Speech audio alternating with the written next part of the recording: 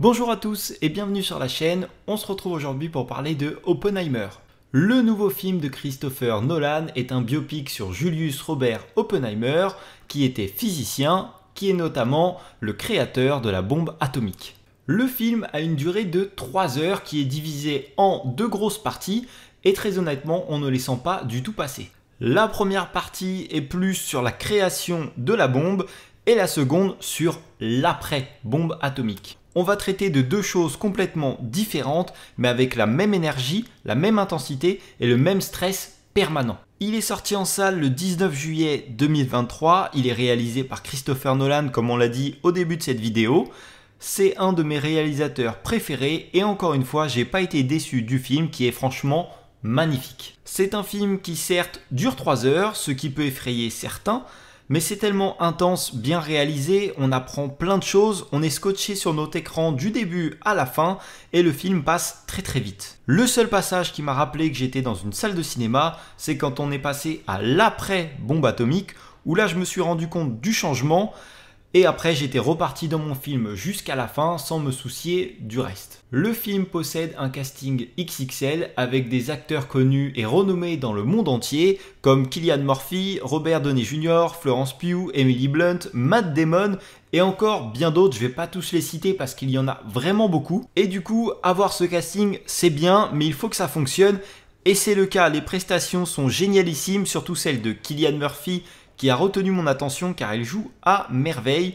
Il se confond encore avec son personnage, comme c'était déjà le cas dans la série Peaky Blinders. Au niveau de la réalisation, comme souvent, Nolan aime bien jouer sur plusieurs tableaux à la fois. Le film se déroule au passé, au présent, mais également au futur. C'est un procédé qu'il a déjà utilisé plusieurs fois, notamment avec Tenet ou encore Inception.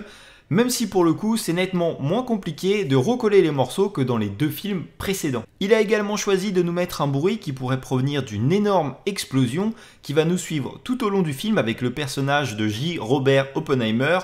Bruit d'explosion qui fait référence à sa création, bien sûr, sur la bombe atomique. Et faut avouer que pendant la séance, le bruit était vraiment impressionnant et toujours bien placé. Les maquillages, les masques qu'ils ont dû utiliser pour le vieillissement des personnages est vraiment bluffant, franchement il n'y a rien à redire, c'est très propre, très naturel et réaliste. Le plus fort, c'est celui de Robert Downey Jr. qui a pris un sacré coup de vieux dans ce film et même à un moment il se frotte la tête et le maquillage ou le masque ne bouge absolument pas, on ne voit aucun défaut.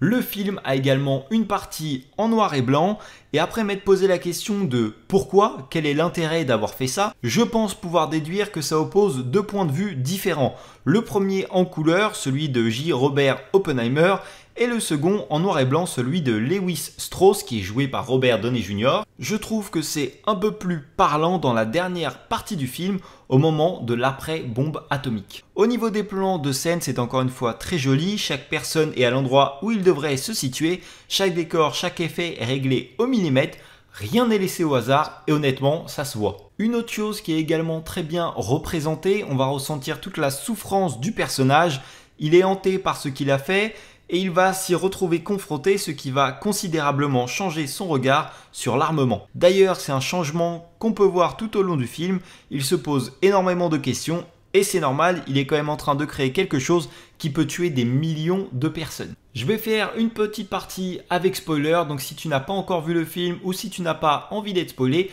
je t'invite à quitter la vidéo, abonne-toi, va voir le film et reviens voir la suite de cette vidéo juste après. Dans cette première partie des spoilers, je voudrais revenir sur une scène qui a vraiment retenu mon attention. C'est le fameux jour J pour essayer la bombe et ce que j'ai trouvé fort, bon déjà, toute la mise en scène, l'événement créé autour de ça, mais surtout ce qui est vraiment bien fait. On sait tous que ça va fonctionner vu que depuis le début on voit le futur, on sait également à notre époque que la bombe atomique existe, donc ça tue un peu le suspense. Mais malgré ça, un stress est mis en place et tu en viens à te poser plein de questions et tu commences à douter et ça monte de plus en plus jusqu'au moment clé où la bombe va exploser. Pour moi, cette scène-là, c'est vraiment une scène forte du film. La propagation du son a été très bien gérée sur les différentes explosions et c'était encore plus flagrant sur cette scène justement en particulier.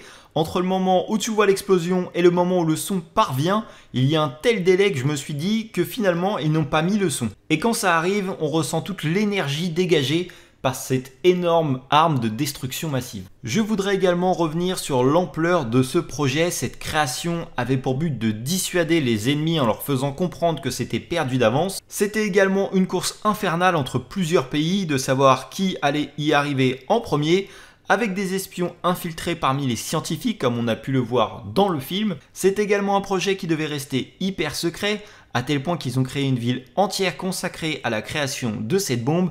Les chercheurs vivaient sur place avec leurs familles, la ville était gardée par des soldats, tout était contrôlé, et c'est quelque chose qui est bien montré dans ce film. Et également un budget monstrueux a été dépensé, si je me souviens bien, on a parlé de 2 milliards de dollars dans le film. Et là, on va revenir un petit peu sur le personnage de Oppenheimer. On va voir tout ce qu'il a dû subir après ça.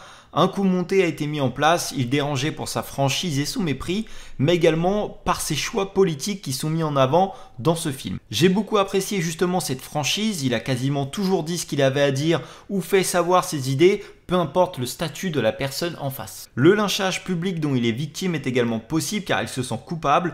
Pour lui, il a les mains sales et la seule façon de se racheter, c'est de se laisser traîner dans la boue.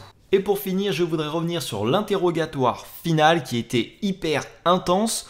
On va retracer toute l'histoire et ce n'est absolument pas ennuyant, une pression constante est mise avec des hauts et des bas.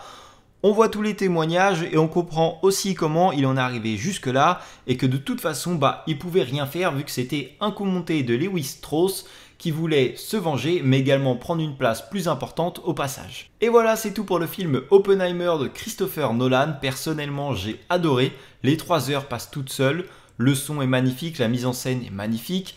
Le maquillage est splendide, franchement, il n'y a rien à dire. Tu apprends également plein de choses intéressantes. Si tu as aimé Tchernobyl, je pense que ce film te plaira. En tout cas, moi, ça a été le cas. Et je trouve qu'il y a des ressemblances. Si tu as vu le film, n'hésite pas à me dire en commentaire ce que tu en as pensé. N'hésite pas à t'abonner à la chaîne et à lâcher un petit like si la vidéo t'a plu.